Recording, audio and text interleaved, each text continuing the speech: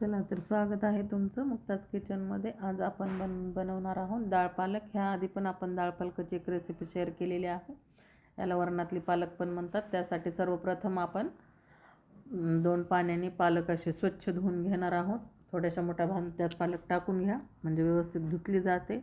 आणि त्यानंतर आपण कुकरमध्ये डाळही आपण व्यवस्थित 2 प्रकारे म्हणजे 2 वेळेस धुवून घ्या आणि त्यानंतर टोमॅटो पण असं चिरून मध्ये टाकून घ्या आणि त्यामध्ये आपण धुतलेली पालक पण त्यामध्येच टाकणार आहोत। आपण टोमॅटो असं बारीक बारीक तुकडे करून टाका, एक टोमॅटो। आणि पालकला पण आपल्याला चिरून घ्यायचं आहे, बारीक बारीक पालक चिरून घ्या। व्यवस्थित पालक चिरून झाली की आपल्याला ते कुकरमध्ये टाकून घ्यायची पालक।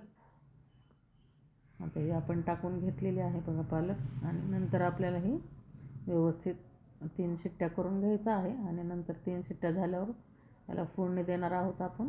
जिरे मोहरी टाकून घ्या आणि लसूण पण टाकून घ्या आणि व्यवस्थित असं फ्राय करून घ्यायचं त्याला आपण।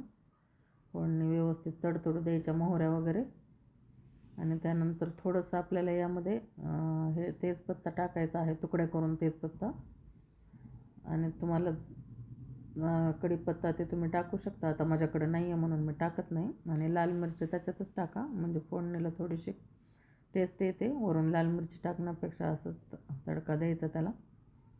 आणि हे बघा त्याच्यामध्ये आपण थोडंसं हिंग टाकणार आहोत। हिंगामुळे असे या भाजीला चव येते मस्त, असे डाळ पालकची भाजी असे हिंगामुळे असे मस्त लागते। आणि तुम्हाला जर माझे व्हिडिओ आवडत असतील तर सबस्क्राईब करा आणि शेअर करा, लाईक करायला विसरू नका। आणि कमेंट करून सांगा तुम्ही माझे व्हिडिओ कुठून पाहता, माझ्या रेसिपीज तुम्हाला आवडतात का ते पण मला नक्की कमेंट करून सांगा। आणि लाईक पण करा। आणि हे बघा आता आपण याच्यामध्ये ही डाळ आपली जी हटलेली आहे ना, हटून घेतलेली सगळी डाळ ही टाकून घेतलेली आहे। आणि हे झाली आपली डाळ पालकाची भाजी तयार। ही अशी आपल्याला वरणासारखी खायला पण छान लागते, भातासोबत, पोळीसोबत, भाकरीसोबत।